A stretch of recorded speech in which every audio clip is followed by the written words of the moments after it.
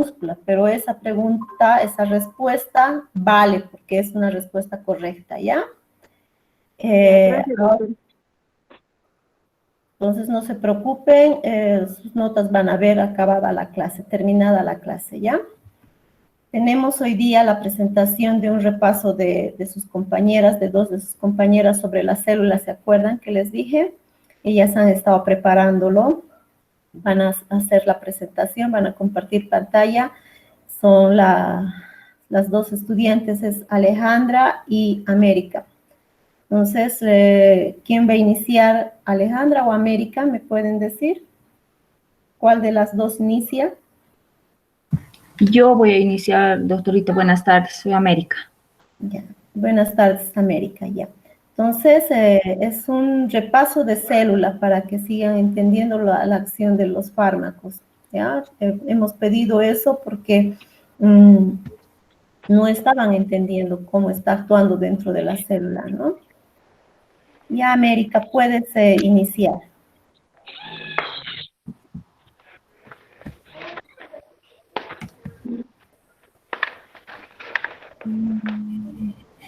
En la computadora, donde al lado derecho de donde está la cámara, dice presentar ahora. Haces clic ahí Ya. y dice ver pantalla completa. Haces clic en ver Toda pantalla. la pantalla. Ya. Exactamente. Y te vas a tu presentación de Point, tiene que estar abierto. Ya está.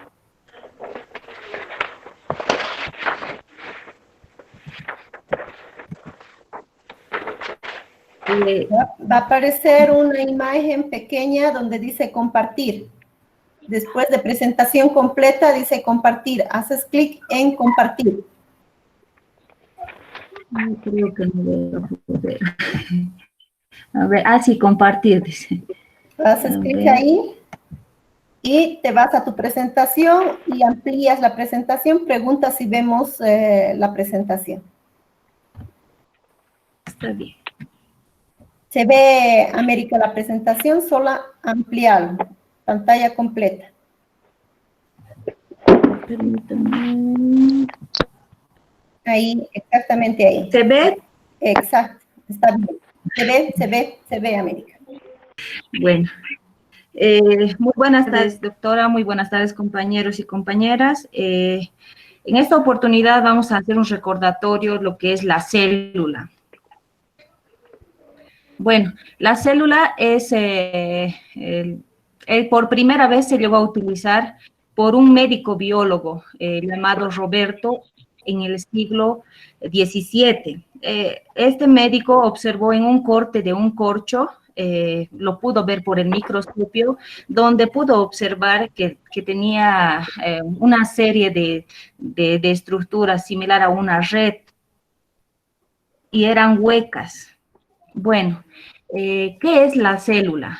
La célula proviene del latín cellula, que es un diminutivo de cellu, que significa hueco.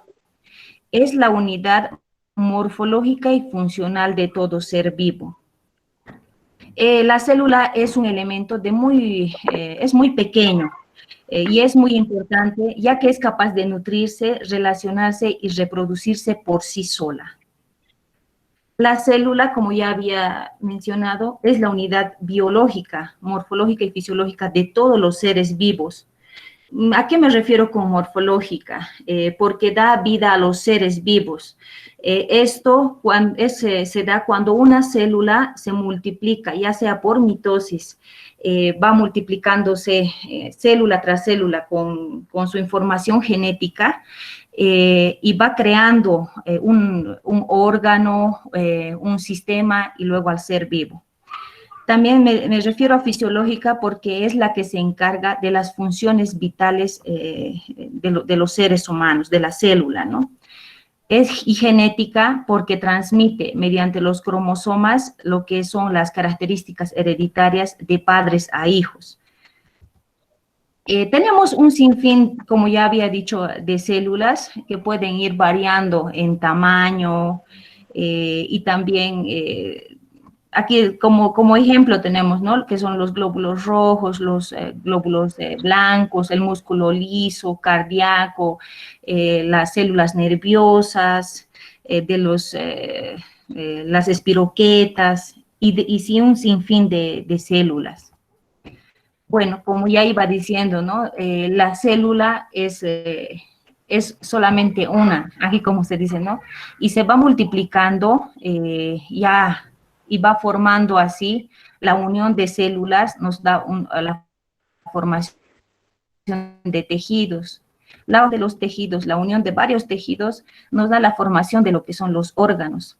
Y la formación de los órganos nos vendría a dar lo que es todo un sistema. Y así el cuerpo humano.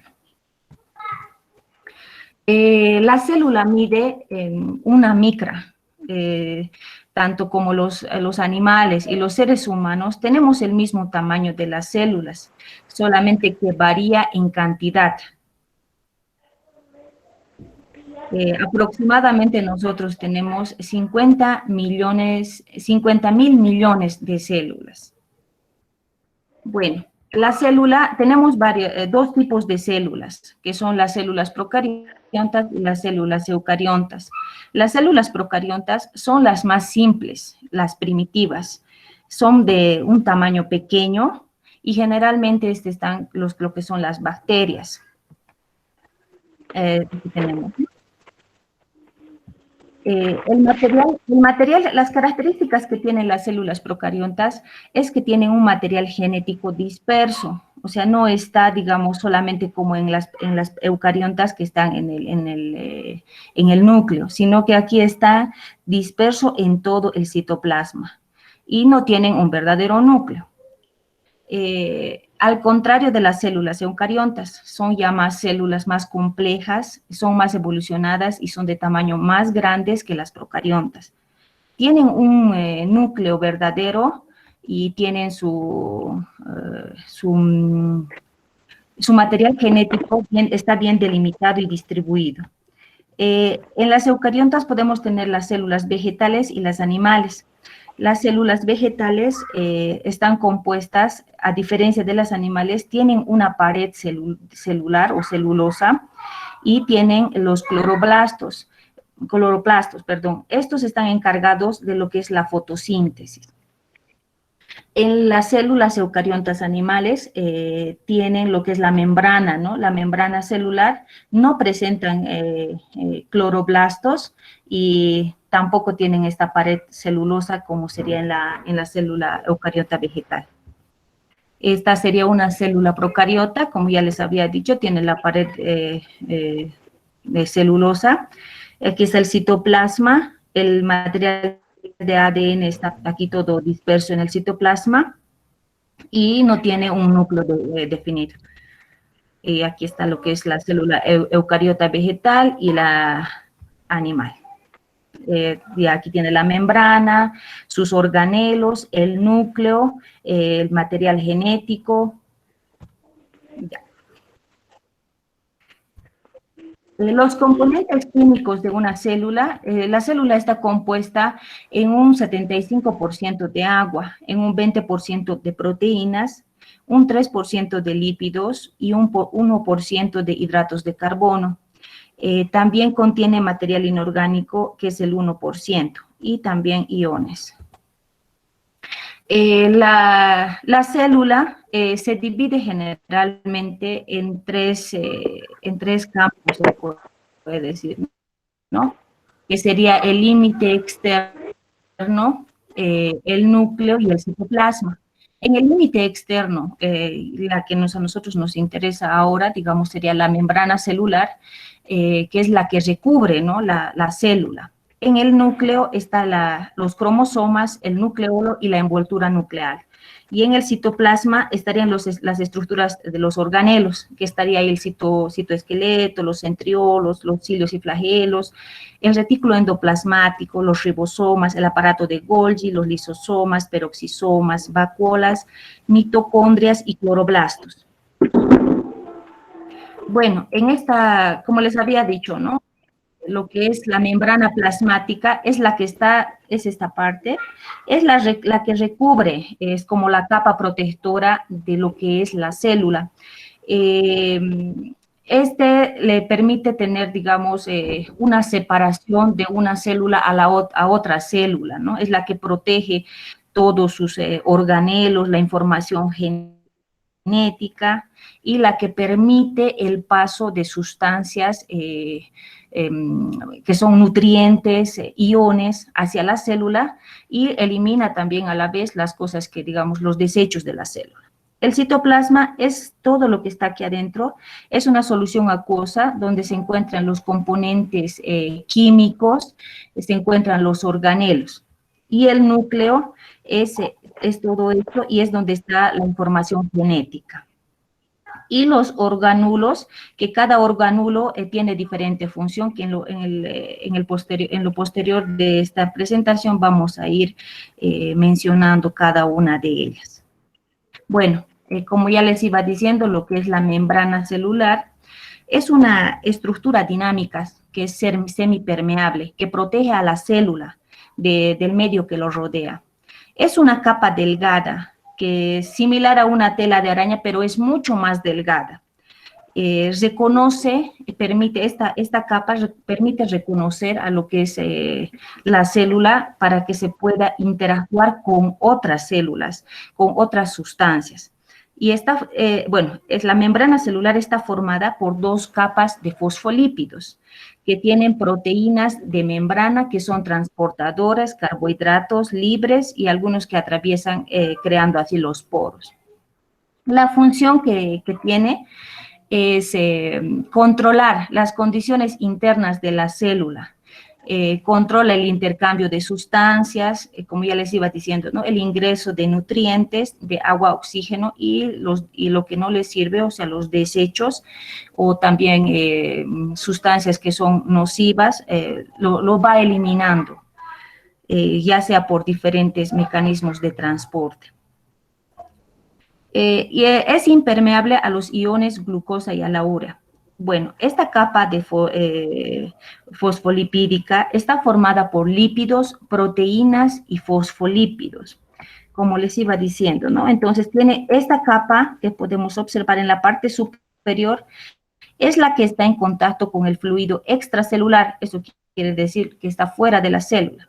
La otra, y esta son cabezas hidrofílicas, o sea que pueden tener contacto con lo que es con el agua.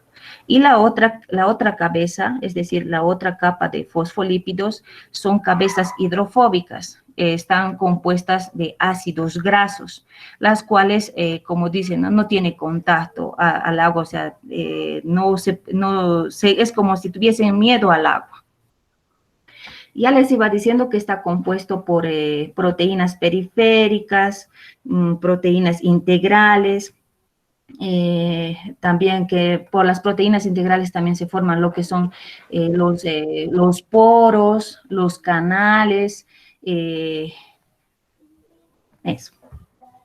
Bueno, el transporte por la membrana. Los transportes por la membrana pueden ser pasivo y activo. Ya eso la doctora ya nos iba mencionando en las anteriores clases. Bueno, el transporte pasivo es cuando no requiere de energía para el transporte de las sustancias. El transporte pasivo se divide o se clasifica en difusión, tres tipos, la difusión simple, la difusión facilitada y la ósmosis. La difusión simple se da por los fosfolípidos, ¿no? Es decir, que atraviesa directamente por lo que es, por lo que es, la capa, atraviesa directamente por lo que es la capa, la bicapa lipídica, ¿no? Como por ejemplo, aquí puede ser los gases respiratorios, las moléculas no polares. Bueno. En la difusión facilitada ocurre por proteínas de membrana. Como ya les iba mencionando en el anterior dibujo, hay proteínas que son estas proteínas que son integrales, que atraviesan la membrana de un extremo al otro. Por el medio, se puede formar lo que son los poros, por el cual pueden pasar proteínas a través de la membrana lipídica. Esto se da generalmente cuando son moléculas un poco más grandes de los que puedan pasar, ¿no? También los lípidos y algunas otras proteínas que necesitan la ayuda para poder pasar la bicapa. Y la ósmosis, que es generalmente el paso de agua, ¿no? Que esto va a favor del gradiente de concentración. ¿A qué me refiero? Que es cuando dentro de la célula existe poca cantidad de agua y las células pueden llegar a deshidratarse, o sea, los organulos. Entonces, hay un paso del agua hacia dentro de la célula para que haya un equilibrio. Bueno, el transporte activo se clasifica en endocitosis, exocitosis y las bombas sodio-potasio. La endocitosis puede ser mediante fagocitosis. La fagocitosis ya sería lo que es la eliminación de sustancias sólidas. Generalmente esto se da cuando ya no hay, digamos, o la célula va reconociendo órganos que son dañinos para la célula y las sustancias que ya son de desecho. Aquí en la fagocitosis actúan lo que son los neutrófilos y los macrófagos. Los envuelven y por una serie de pasos llegan a eliminarlos por dentro de la célula. La pinocitosis es el ingreso de sustancias líquidas.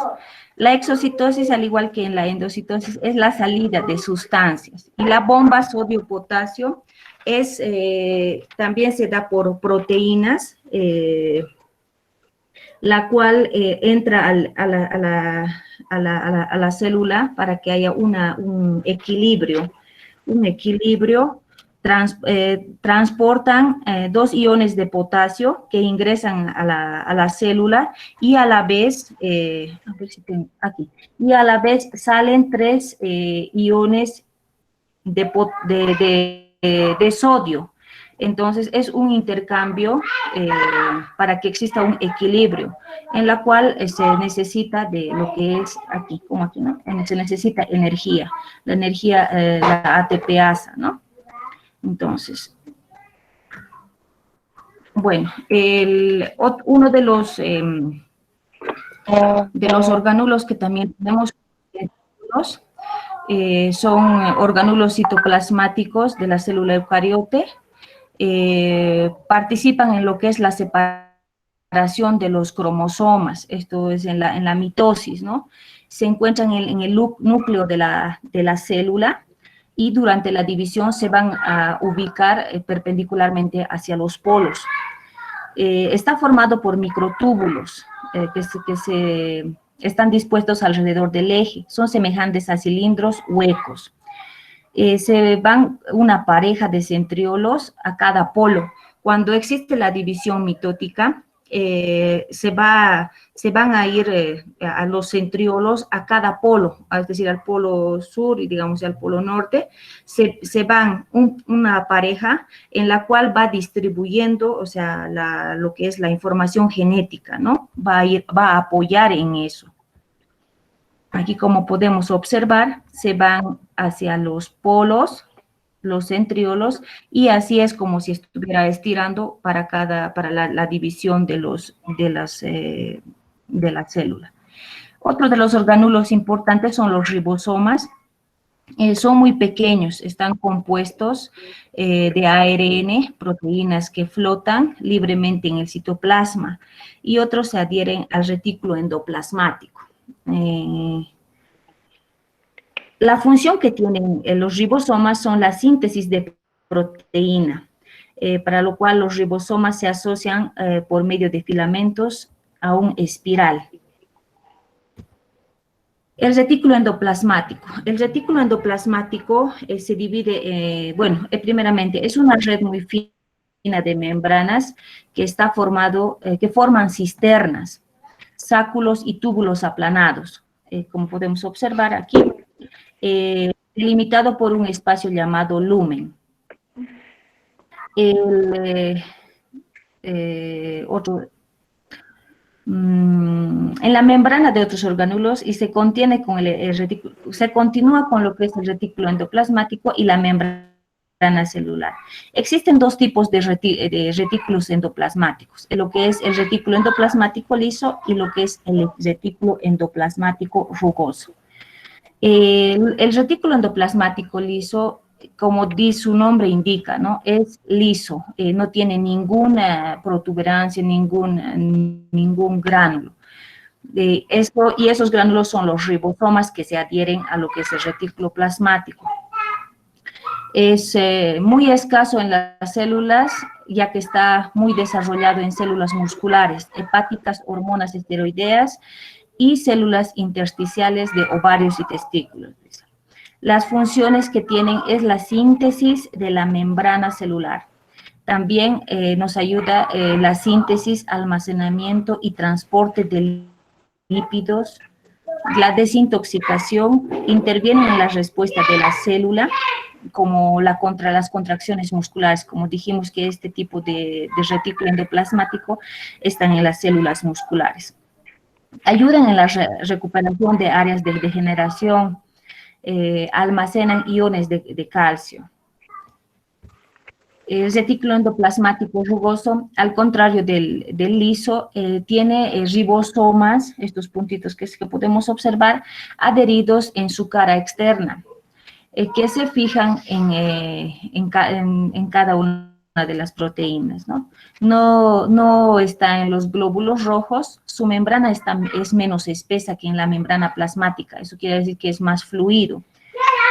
Las funciones que tiene es la síntesis o modificación de proteínas, se sintetiza en los ribosomas para luego ser transportados a otros gránulos. También se da el almacenamiento de proteínas, la síntesis de fosfolípidos que forman parte de la membrana y la síntesis de proteínas de secreción, glucoproteínas. Ahora va a continuar mi compañera Alejandra. Gracias. Muy bien, América. Continúe, Alejandra. Buenas tardes, compañeros. Voy a continuar con la exposición. Voy a continuar con el Golgi. Es otro componente. Es un complejo. Alejandra, un ratito. América, ¿puedes apagar tu micrófono, por favor, para que se le escuche a Alejandra bien? Está bien, doctorita. ¿Puedo salir de la presentación primero, doctorita? Es que tengo que...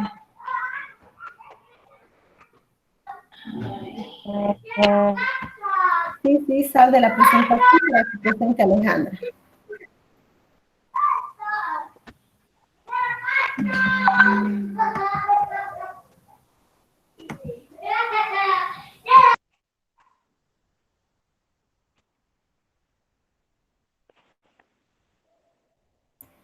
Ciérralo tu PowerPoint. Doctorita, está incluido mi presentación. Ah, ok, está bien. Sí.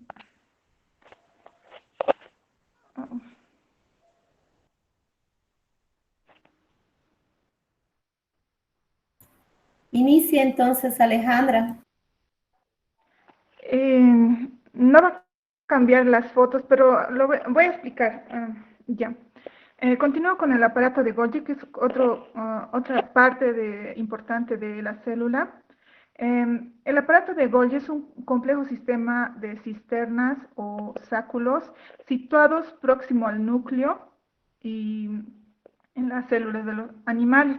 Suele rodear a los centriolos y al cual recibe las proteínas y los lípidos del retículo endoplasmático. Lo cual su actividad de este aparato es modificar y enviar a los distintos lugares donde, o sea, envía tanto proteínas y lípidos a los lugares donde lo necesitan. Actúa como un centro de empaquetamiento, modificación y distribución. Partes del aparato de Golgi, tenemos cisternas. Esas cisternas, claro, no ven el dibujo, pero es como unas ondas. Está en la parte lateral del aparato Golgi, y también tenemos el distosomas. Dentro de los distosomas tenemos una cara cis, que es de formación, y una cara trans, que es de maduración.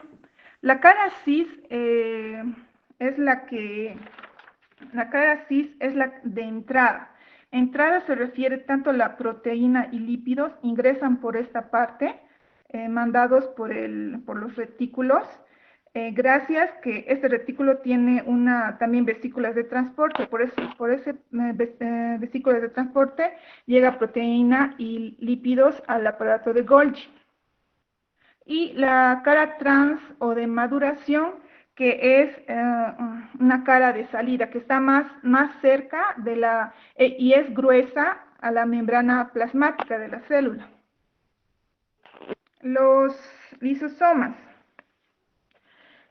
Los lisosomas son vesículas rodeadas por una membrana en cuyo interior tiene un lugar de digestión controlada para materiales extracelulares, orgánulos o células envejecidas que no se necesitan. En las lisosomas podemos nombrar dos, que son lisosomas primarias, que solo contienen enzimas hidrolíticas,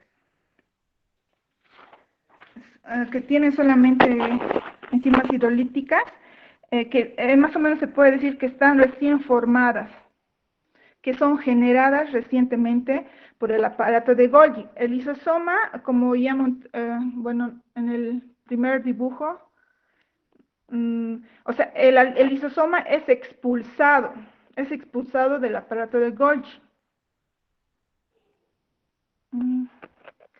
Y las lisosomas secundarias contienen, además de hidralasas, tienen un contenido sustrato en vía de digestión. Por eso que este lisosoma, su actividad se encarga de la digestión. Y en las lisosomas secundarias, esta ya no solamente es una lisosoma como recién formada, sino ya que esta tiene hidralasa, y gracias a sustratos también están aptos para la digestión. Se trata de la lisosoma primaria que han sido fusionados con otras sustancias, como decir los sustratos. Tipos de digestión celular de los lisosomas. Tenemos la digestión extracelular, que se produce cuando los lisosomas vierten su contenido al exterior de la célula, donde tiene lugar la digestión. Y también una digestión intracelular, que produce cuando el lisosoma permanece en el interior de la célula, pero según de dónde provenga ese sustrato, se distingue en dos tipos, que unos son autofagia y el otro es heterofagia. La autofagia, cuando contiene ese sustrato, es un contribuyente celular, como porciones del aparato de Golgi y de los retículos endoplasmáticos. Y la heterofagia, cuando el sustrato es de origen externo. Su finalidad es doble, es de nutrir y defender a la célula. Las vacuolas se forman en células jóvenes por fusión de vesículas derivadas del retículo endoplasmático y del aparato del Golgi. Puede considerarse como grandes lisosomas, ya que tienen varias enzimas hidrolíticas. Por sus funciones son muchas, como una de esas es controlar la turgencia, actuar como almacén, acumular colorantes que permiten resaltar partes de vegetal, digamos, si la planta son verdes intensos, o sea, estos acumulan estos colorantes, ¿no? Para especificar, o sea, la planta. También acumulan sustancia con efectos sobre los animales como alcaloides o glucósidos tóxicos.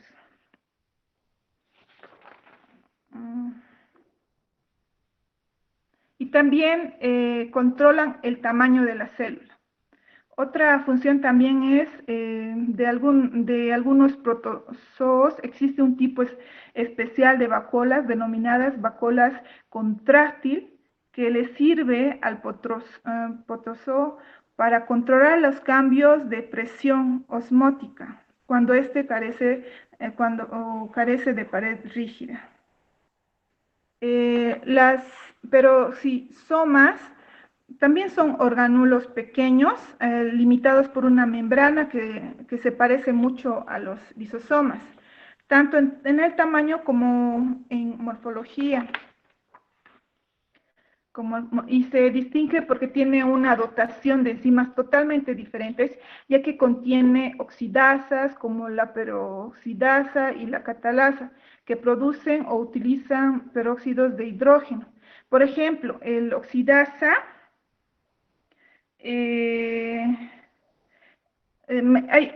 tiene reacciones metabólicas de oxidación utilizando oxígeno molecular y produciendo peróxidos de hidrógeno.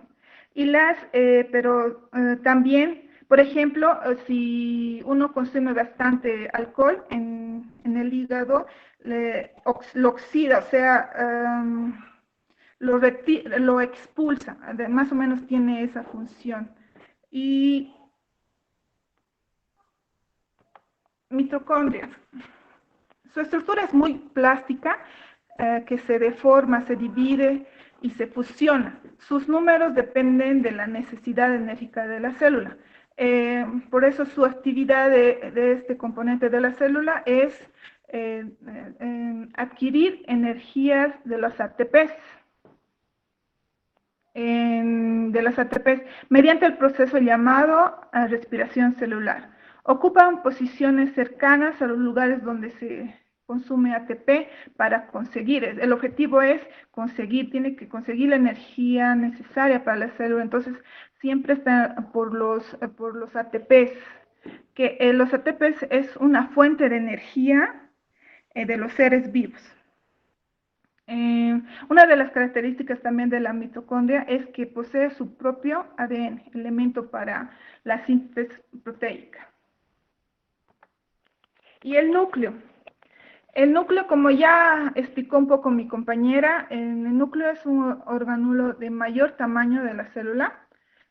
Todas las células eucariotas tienen núcleo y esta es precisamente el que define, el carácter que las define.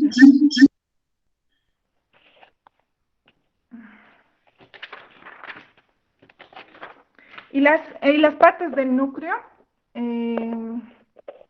son la membrana nuclear, el nucleoplasma, el nucleolo, cromatima, cromosoma, y la parte más que es importante también son el ciclo celular, donde el ciclo celular es el tiempo que transcurre de una célula que se forma por división de una preexistente hasta que se divide y da origen a dos células hijas.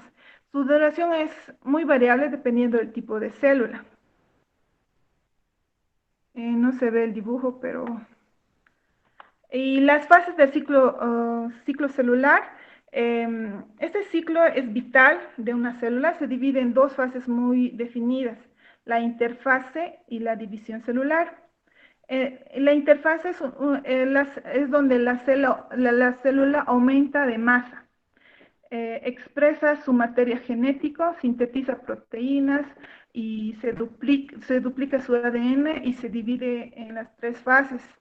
que tiene este ciclo, la G, la S y la G2. Y la división celular es un proceso por el cual una célula origina dos células hijas idénticas entre sí, idénticas a la célula madre que las originó. Consta de dos procesos secuenciales, la mitosis y la citocinesis.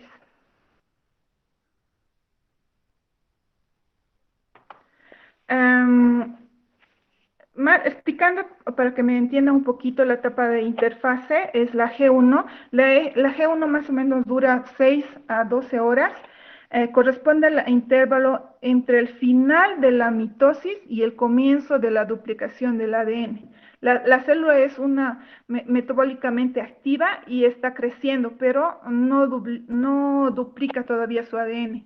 En la fase S, la duración entre 6 y 8 horas es donde el periodo en el que se produce la duplicación. En esta fase recién comienza la duplicación del ADN y la duplicación de los centriolos.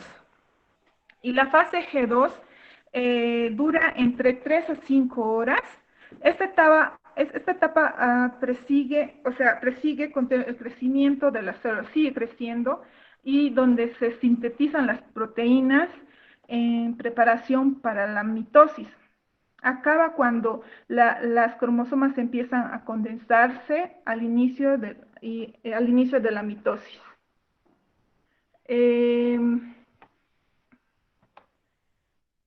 Y este proceso secuencial de la división celular consta, como ya les dije, de la mitosis y la citocinesis. La mitosis en sí es la división del núcleo. Y la citocinesis es el reparto del contenido del citoplasma y órganos celulares.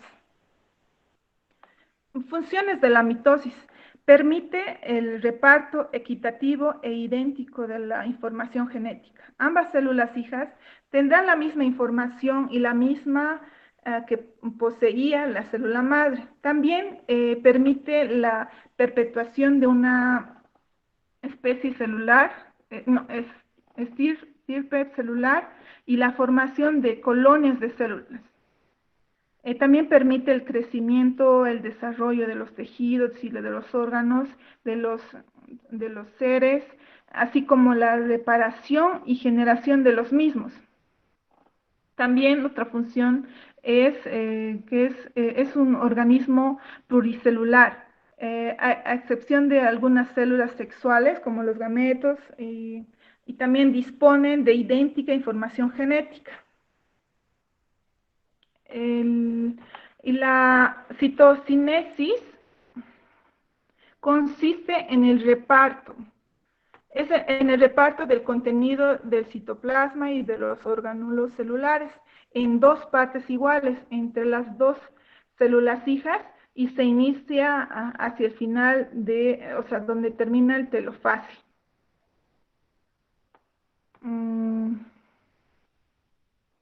Esto es dibujo. Y las células procariotas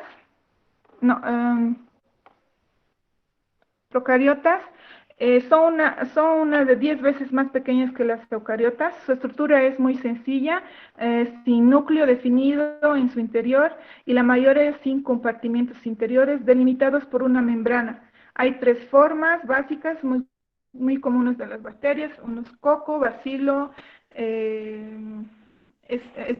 espirilo,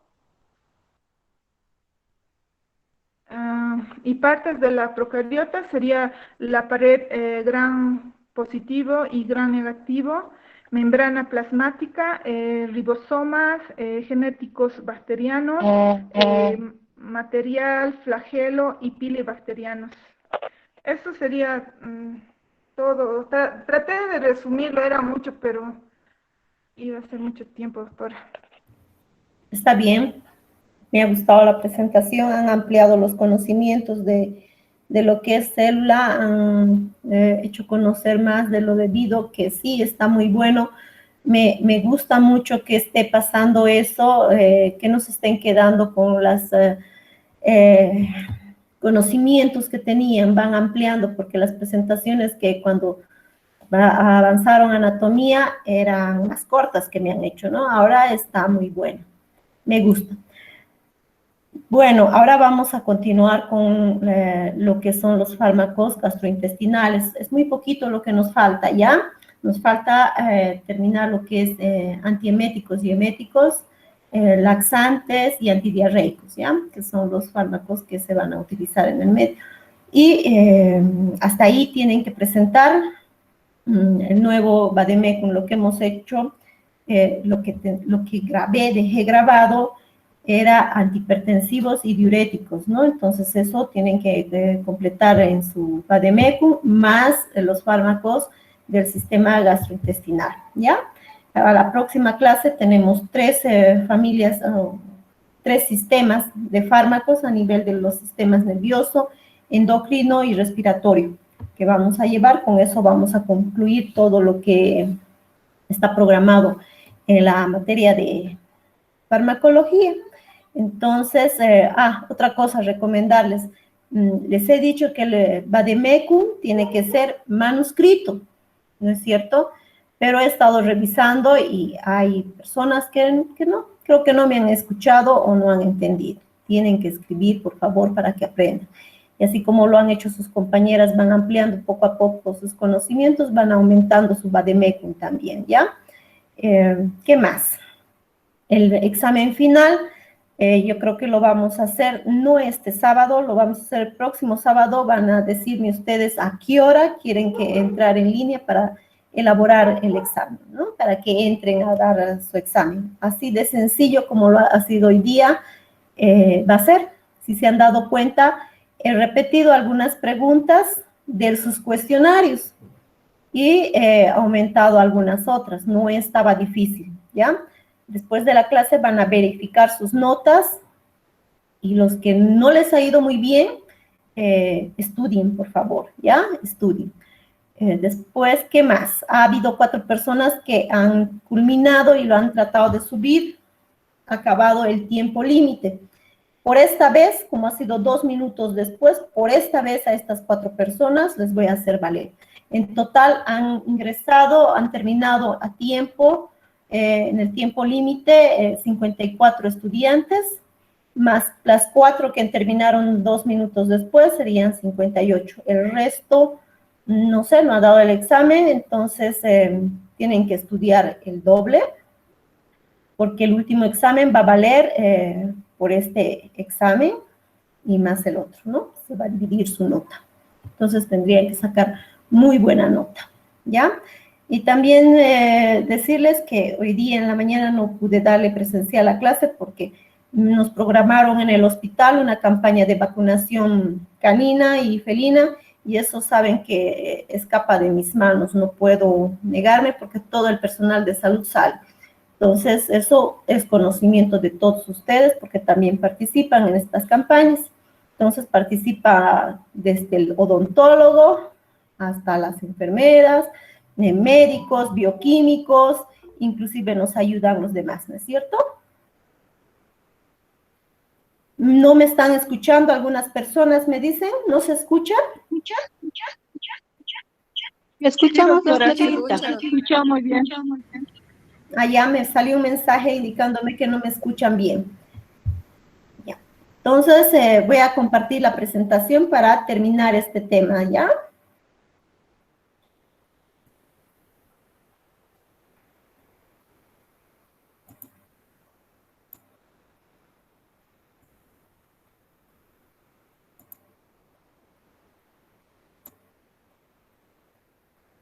¿Se ve la presentación? Sí, doctora. Bien. Entonces, comenzamos. Me había quedado en esto, que son los fármacos antieméticos y eméticos. ¿Qué significan antieméticos? Son los que van a evitar el vómito, y los eméticos, los que vamos a provocar el vómito, ¿no? Sabemos que en algunos casos de enfermedades tenemos que provocar el vómito, sobre todo en los casos de intoxicación, ¿no? Entonces vamos a ir conociendo esto.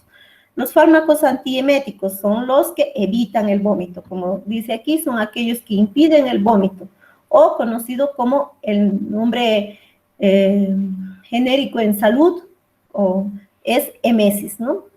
O evitan las náuseas. Los eméticos son divididos en 3 grupos, ¿ya? Bueno, son conocidos dentro de la familia de los bloqueadores de receptores dopaminérgicos D2. Estas van a ir en 4 familias: los ortopramidas, los neurolépticos, las fenotiacidas, el butirofenonas, ¿ya?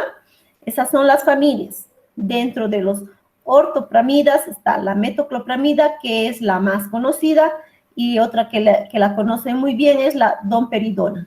Entonces tenemos también dentro de esta familia la cleboprida y la alisaprida, ¿ya? Dentro de los neurolépticos, como su nombre dice, neurolépticos solamente, el fármaco conocido como neurolépticos.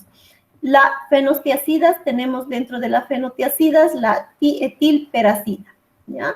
Las butirofenonas, está el haloperidol y el droperidol. El más conocido en este caso es el haloperidol, ¿ya? La mayor parte de todos estos vienen por vía oral, se administran por vía oral y por EB. Ahora hablamos de los eméticos. Los eméticos son los que nos van a provocar el vómito, ¿no? Entonces, dice, tienen sus principios activados utilizados en situaciones de emergencia, donde se necesitan la expulsión del contenido gástrico por la ingestión de determinadas sustancias tóxicas de manera involuntaria y voluntaria, ¿ya? Entonces, ¿en qué casos vamos a provocar el vómito? Normalmente provocamos el vómito cuando los pacientes han ingestado sustancias tóxicas, ¿no? En envenenamientos, en cierto tipo de envenenamientos también, ¿no? ¿Cuáles son estos fármacos eméticos? Está la apomorfina, el jarabe de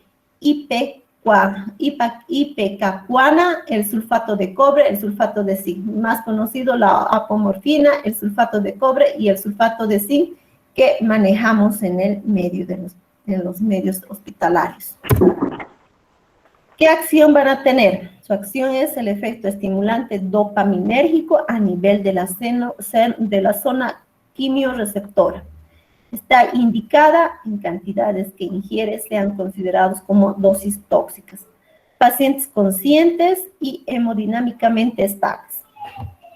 Tiene que ser en pacientes conscientes, están levemente conscientes que les vamos a dar esto, para que evitemos que exista broncoaspiración, ¿no? Y si introducimos por sonda nasogástrica, tenemos que tener al paciente vigilado y de forma lateral para que no exista broncoaspiración, ¿no? O aspirar de esta manera la toxicidad del fármaco que han consumido.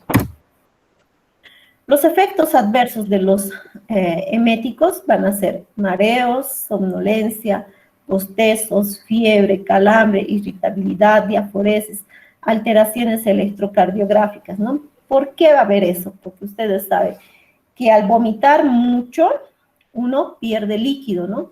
Y al perder líquido va a haber una pérdida de los electrolitos más importantes, ¿no? Sodio, potasio, cloro, ¿ya?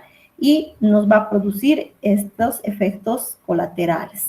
Por esa razón, porque estamos con pérdida de líquidos importantes en nuestro cuerpo. Las contraindicaciones, sobre todo cuando hay hipersensibilidad, no se debe administrar en caso de que hayan pacientes que hayan ingerido sustancias cáusticas, es lo que les decía, ¿no? En casos de algunos tipos de envenenamiento, ¿no?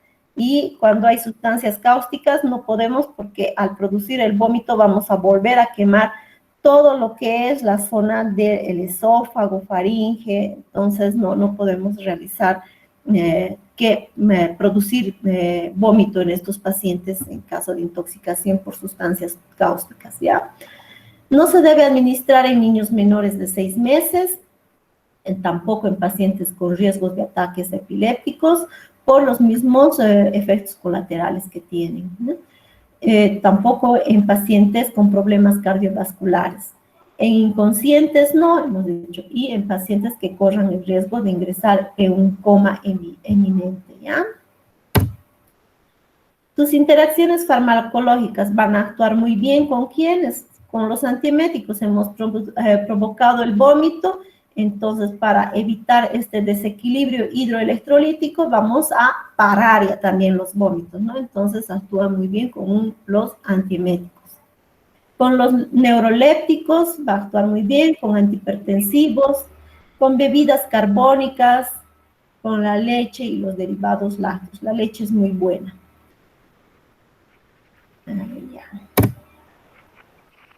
Los fármacos laxantes, ¿no? Entra dentro de los fármacos gastrointestinales, entonces hablamos de los laxantes. ¿Qué son los laxantes?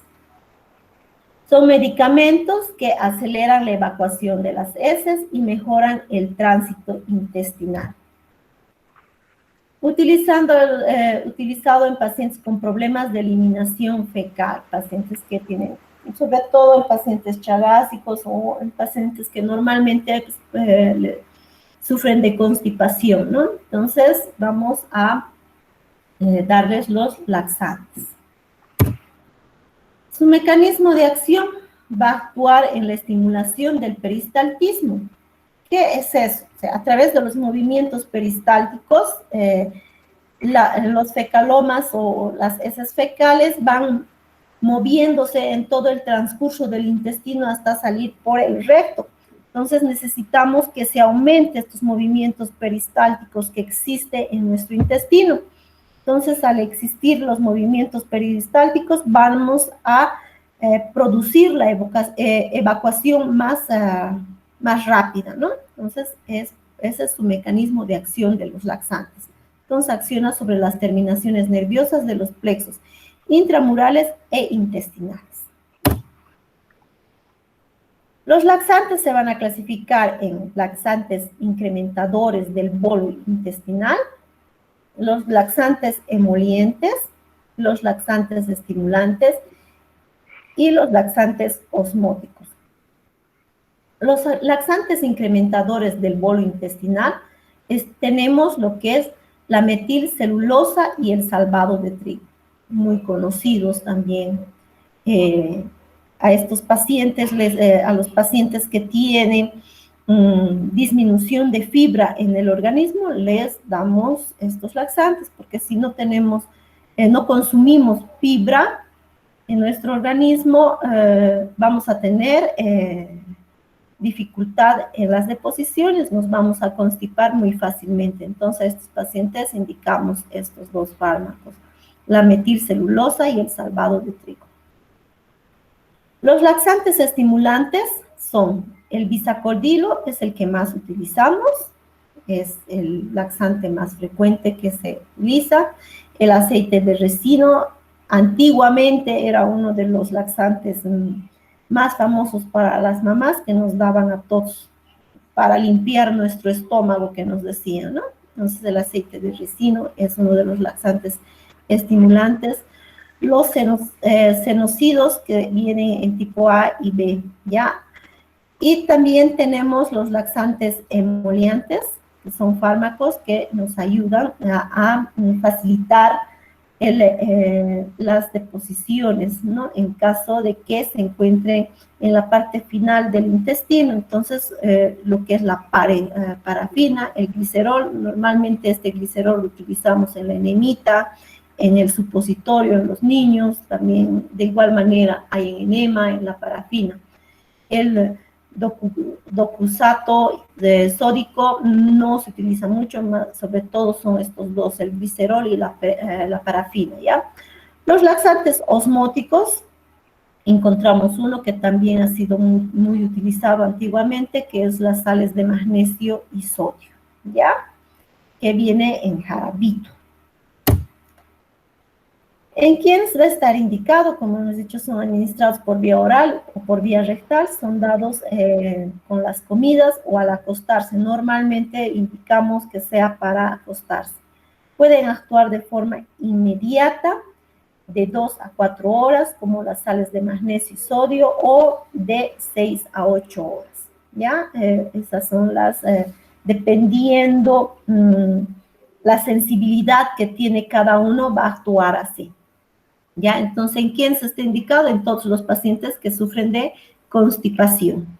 Evitamos de dar a los pacientes con vólvulo crónico, porque ahí el intestino se ha torcido. Entonces, al estimular con laxantes, vamos a producir que el intestino se necrose, más bien vamos a estimular mucho, pero no se puede destorcer, eso tiene que ser con una sondita rectal que podemos ayudarle, pero con los laxantes no nos ayuda mucho, entonces tenemos que cuidar mucho en estos pacientes. Los efectos secundarios, ¿qué es lo que produce flatulencia, no? Nos quejamos de flatulencia normalmente, empezamos a eliminar gases, empezamos a sentir el retorcijón abdominal cuando utilizamos los laxantes. ¿Quién ha utilizado laxantes? Todos han utilizado laxantes, conocen estos efectos adversos. Aquí hay, dentro de estos efectos adversos, continuamos diciendo, distensión abdominal, cólicos, retorcijones, irritación anal, incluso diarrea grave cuando exageramos con los laxantes. Hay pacientes que consumen los laxantes, normalmente las pacientes que son pacientes psiquiátricas, las bulímicas, ¿no? Las pacientes bulímicos que se van provocando la diarrea para perder peso, entonces aquí es donde les produce una diarrea grave.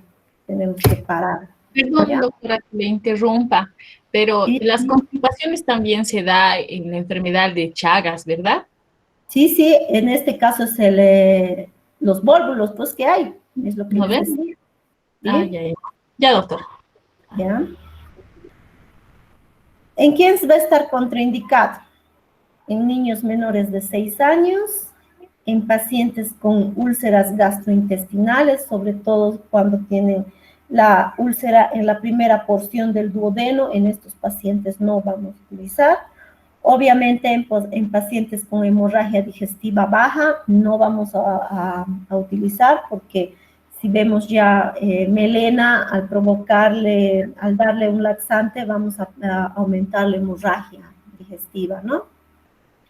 En pacientes con obstrucción digestiva, con perforación y megacolon, estos son tus pacientitos que me dices de Chagas, ¿no? Por eso que les decía, en los pacientes con vólvulo, que son los más frecuentes, que hay una obstrucción bien eminente porque hay torsión del intestino a causa de la enfermedad de Chagas, existe megacolon, ¿no? Entonces el intestino crece demasiado y por el crecimiento del intestino, este intestino se tuerce, al torcerse se acumula en esa porción el fecaloma, ¿no? Entonces empieza a producirse la necrosis de esa porción del intestino y ahí existe la perforación, ¿no? Entonces en los pacientes no les vamos a dar. Interacciones farmacológicas con quienes van a actuar muy bien, pueden verse influenciadas en la absorción con las tetraciclinas, en las sales de isoniazida, en las digoxinas, estos son fármacos que se utiliza a nivel cardíaco, también en la quinina, que es una pregunta que ha habido en el examen, ¿no? Quinidina, ¿tratamiento para qué? Para el paludismo, ¿no es cierto? Por lo que deben espaciarse su administración, ¿ya? Ahora tenemos los otros fármacos que son los antidiarreicos. Tenemos que, ya que los laxantes nos producen diarrea, ahora tenemos que parar igual que los eméticos con los antieméticos. Lo mismo los antidiarreicos, que evita las diarreas. ¿Qué es la diarrea? Eso ya lo saben, lo conocen, pero es un síntoma caracterizado principalmente por el aumento de volumen y la frecuencia de las deposiciones. Eso es diarrea, ¿no? Entonces, para que sepan, cuando vienen y te dicen, tengo diarrea, doctorita, porque les dicen a todos doctoritos, los pacientes, ¿no ven? Entonces, doctorita, tengo diarrea. ¿Cuántas veces has hecho caquita? No, una sola vez, pero hecho líquido. pero una sola vez, entonces no es diarrea, ¿no? Porque tiene que aumentar el número de frecuencias y tiene que ser el volumen aumentado, o sea, líquido, ¿ya? Existen las diarreas graves que son de origen infeccioso, que estos son los que producen deshidratación en los pacientes, ¿no? Y tenemos que hidratarlos. Las diarreas crónicas, esas son fatales, normalmente tienen estas diarreas los pacientes que ya tienen las defensas muy bajas, en este caso nos vemos en los pacientes con VIH, ¿no? Que cualquier tipo de infección de tipo alimentaria les produce unas diarreas crónicas donde se deshidratan muy rápidamente estos pacientes. Su mecanismo de acción sintomático consiste en disminuir el volumen del contenido intestinal o bien disminuir el peristaltismo intestinal, ¿no? Es lo contrario de los laxantes. Los laxantes aumentan el peristaltismo intestinal. En cambio, los antidiarreicos van a disminuir el peristaltismo intestinal, ¿ya? Se van a clasificar estos antidiarreicos en los inhibidores de la motilidad. Dentro de esto vamos a tener la que es la más conocida, es la loperamida. Este es el fármaco antidiarreico que utiliza todos. Tenemos lo que son los absorbentes intestinales, como las gelatinas, el carbón absorbente o el carbón activado, lo conocemos con ese nombre. Este carbón absorbente o este carbón activado nos ayuda mucho también en caso de intoxicaciones, ¿no? Agarramos para hacer los lavados gástricos, alguna vez van a ver eso, ¿no? Pedimos nosotros los médicos que nos muelan el carbón activado y introducimos a través de la sonda nasogástrica para hacer un lavado gástrico y evitar que exista daño a nivel interno intestinal. Los inhibidores de la hipersecreción intestinal tenemos la rosecadotrilo y la subsalcilato de bismuto. Esta es la más conocida, ¿no? La subsalcilato de bismuto. Tenemos los modificadores de transporte del electrolítico, como es el fármaco la aminosalicilatos. Esta la conocen también como ese mismo nombre. También podemos utilizar como antidiarreicos algunos glucocorticoides como la beclometasona y la metilprednisona. Tienen esta función como antidiarreicos también, ¿ya? Estos glucocorticoides ingresan como antidiarreicos, pero son corticoides, vienen en la familia de los corticoides. Vamos a avanzar también eso, ya van a verlo en la próxima clase. Pero ya tienen conocimiento que una de sus funciones de estos glucocorticoides va a ser como antidiarreico, ¿ya? No se van a olvidar. ¿Para quiénes van a estar indicados? Van a estar indicados para pacientes que han estado con bastante diarrea para evitar la deshidratación en estos pacientitos, ¿ya? ¿A quiénes no les vamos a dar ese momento el antidiarreico? Cuando sospechamos de alguna infección de tipo bacteriana o parasitaria, lo que vamos a hacer es darle solamente las sales de rehidratación para evitar la deshidratación y primero ver el tipo de parásito o bacteria que está produciendo la diarrea y después recién podemos administrar el antidiarreico, ¿ya? No es de entrada, porque si no, no vamos a saber qué es lo que le está produciendo la diarrea. Cuando hay fiebre, en estos casos, ¿no? Sabemos que es una infección intestinal.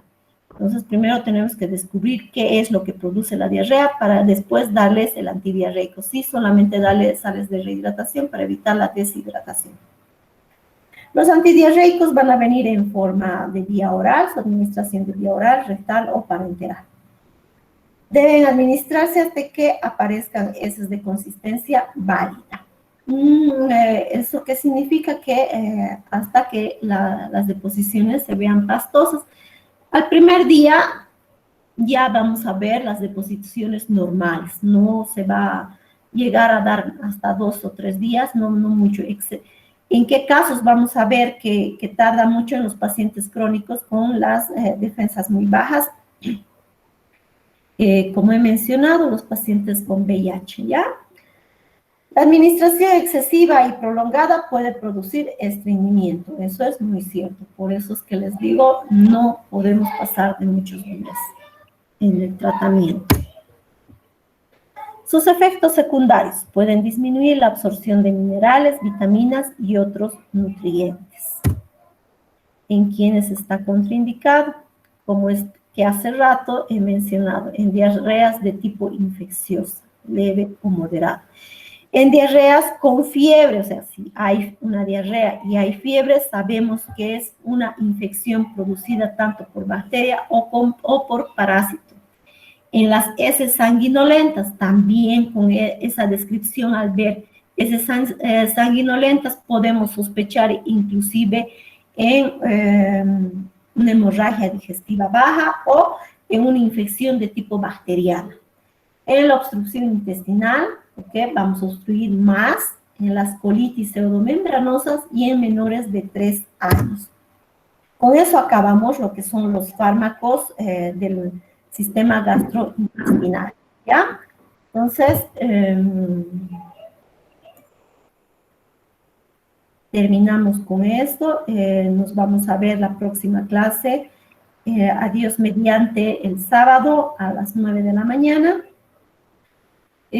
Vamos a culminar con todo lo que es los fármacos. Si puedo aumentar algún tema más, lo voy a hacer. Siempre he hecho cuando me alcanza el tiempo. Trato de ampliar los conocimientos siempre. Su vademecum tienen que hacer hasta aquí. Voy a mandar la presentación de los antihipertensivos y los diuréticos, más esta presentación de fármacos gastrointestinales.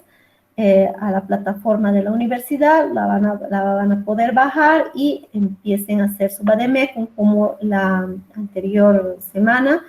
Va a ser igual hasta el viernes. Háganlo de forma manuscrita, por favor, manuscrita, así aprenden. Al escribir uno aprende, pero al agarrar del internet, copiar, no aprende. Las dosis no les he dado, evidentemente alguien me ha preguntado ahorita.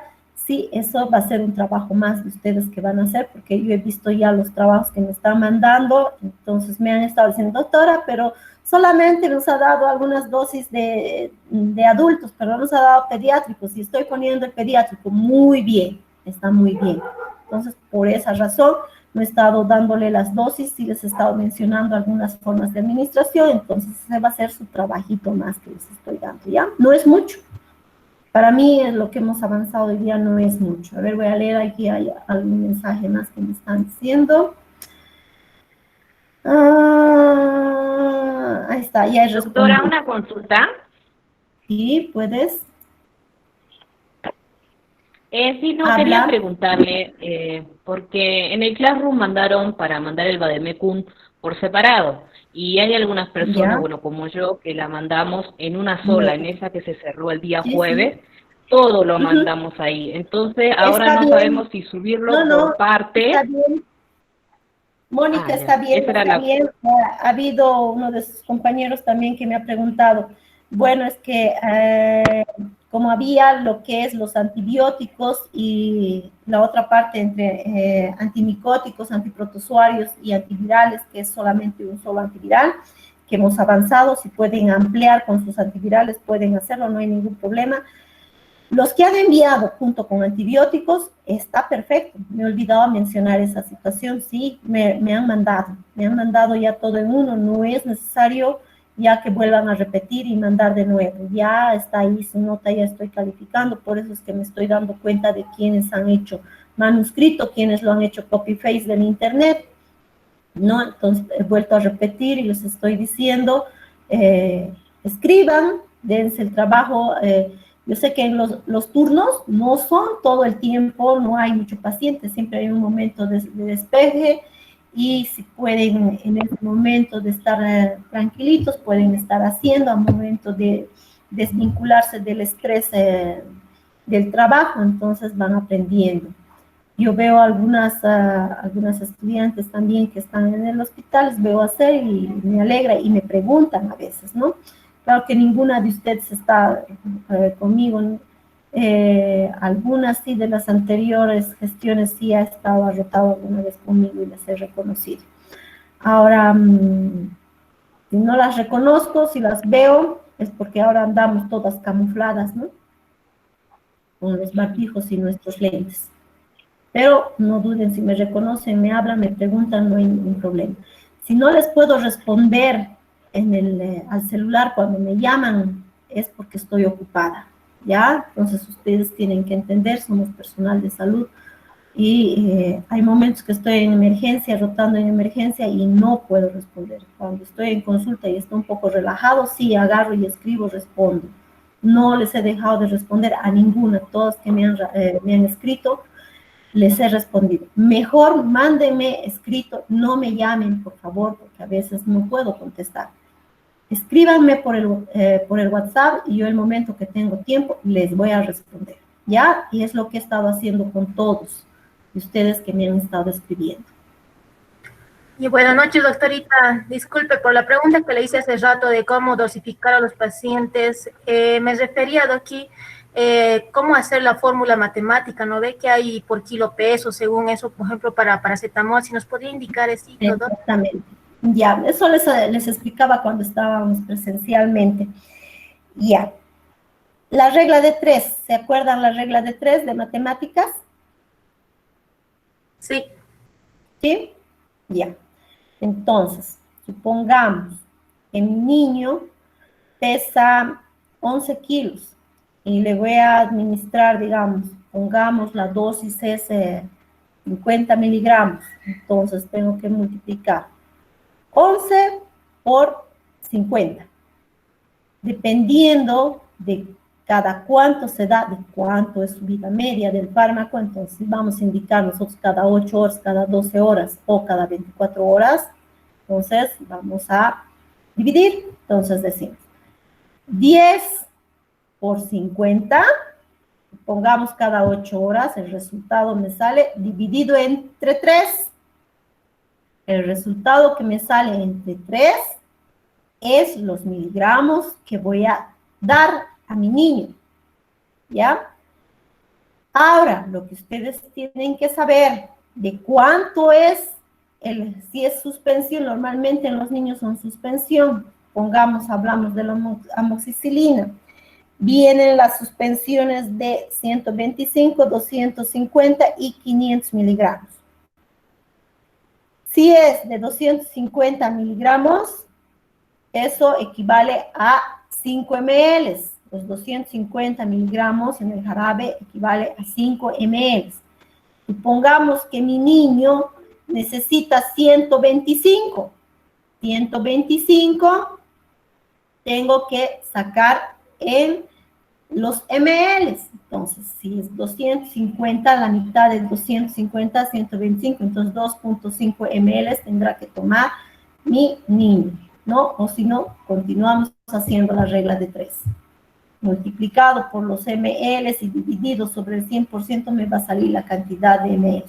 Lo que voy a hacer en la próxima, entonces, para que me entiendan mejor, en una presentación, una diapositiva, para indicarles cómo es eso. ¿Me has entendido, pero Marge? Sí, más o menos, doctorita. ¿Ya? Gracias. Ya. Una pregunta Sí, Alejandra. Hasta el viernes pasado nos dijo que entremos antibióticos y ¿Sí? los antimicóticos a medias es hasta hoy. Sí, sí, Eso es lo que si no lo has mandado junto, como lo han hecho tus otros compañeros, lo han mandado todo en uno, en antibióticos, sí, hasta hoy. Han tenido una semana, ¿no es cierto, Alejandra? Sí, doctor. Y de los antibióticos ya tenían una semana anterior. Entonces, ¿qué tenías que hacer? Solamente complementar, sacar foto, convertir en PDF y subirlo a la plataforma, nada más. Era más poquito. ¿Lo puedo mandar hasta todavía, doctora? No me he fijado si todavía está, si es hasta mañana, sí, lo puedes mandar. No pusieron fecha ni hora Ahorita en me los voy a de fijar. antimicóticos. A ver, Gladys, ¿estás por ahí? Doctorita, en lo que es los separados, no han puesto ni día ni hora. Sí, doctora. Ya, ahorita me voy a fijar. Deme un chance, por favor. ¿Dónde está? Voy a fijarme.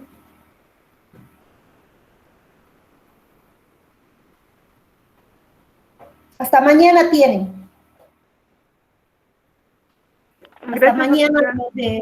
lo de antimicóticos, antiprotozoarios y antivirales. Porque lo han publicado recién hoy día, es lo que me han dicho. Y les dije, no tenía que ya haber estado la anterior semana, entonces, pero lo vamos a publicar ahora y hasta mañana. Ya tendrían que tenerlo hecho, solamente es aumentar o sacar la foto, nada más. Ya, ahora lo que hemos avanzado de hoy día es hasta el viernes, ¿ya? Voy a mandar las presentaciones y voy a indicar a la universidad que lo habiliten y hasta, yo creo que mañana lo van a habilitar y de mañana hasta el día viernes tienen, porque si no, ¿cómo puedo revisar? ¿No? Por eso es que me doy cuenta quienes lo han hecho de forma manuscrita, quienes no lo han hecho, algunos, y ya se cerró de los antibióticos, me han mandado mensaje y me han mandado a mi WhatsApp, no me he hecho ningún problema, les he dicho está bien, mándeme y lo voy a revisar, ¿no? Pero no se retrasen porque esa va a ser su nota también, ¿no? ¿Ver? ¿Algo más? ¿Dudas aclaradas? ¿Está? Sí, doctora. Listo, entonces nos despedimos, descansen hoy día, los que no están trabajando, los que están trabajando, que tengan un buen turno, ¿ya? Entonces, hasta el día sábado, gracias. ¿Qué hora es? El sábado, doctora. Buenas noches, hasta el sábado. Buenas noches, doctora. Hasta el sábado. Buenas A la noches, cama, doctorita, doctora, sábado, gracias. cama. Buenas noches.